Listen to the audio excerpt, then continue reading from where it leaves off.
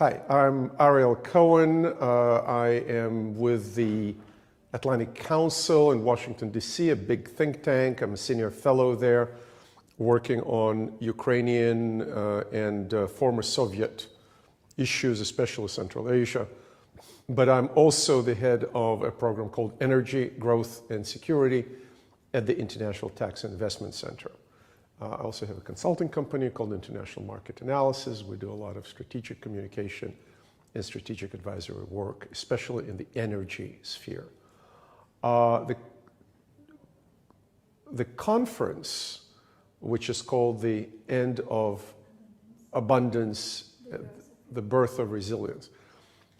The conference that is called the End of Abundance, the Birth of Resilience, sounds like a lot. And indeed, we're living in an era of quick geo-strategic and political risk transitions that we don't have even time to think through before something else blows up in our face. We had the COVID pandemic, the disruption of the supply chain, and now the war in Europe. We also have a very complicated relationship between the US and China, which will define the remainder of the 21st century and maybe even beyond.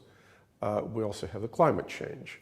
So what strikes me at this conference that some of the cliches and the bromides of the European policy discourse, until now, they're still strong.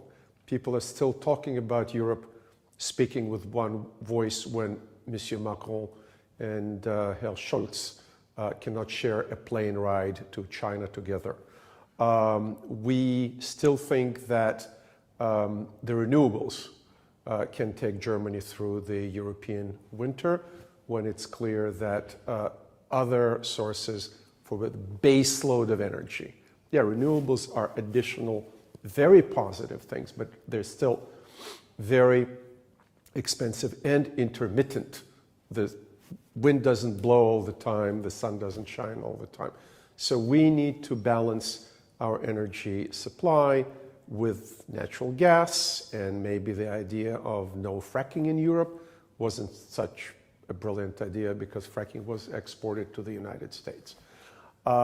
Similar things about paying developing countries to take care of the emissions problem, billions and billions of euros in money that the transparency of emerging markets financial management is still a big question mark, et cetera, et cetera. So the gap between realism and our needs and the ideas that people may have in Brussels or Berlin, sometimes I think we need more work. Our home work is abundant in terms of getting back to reality.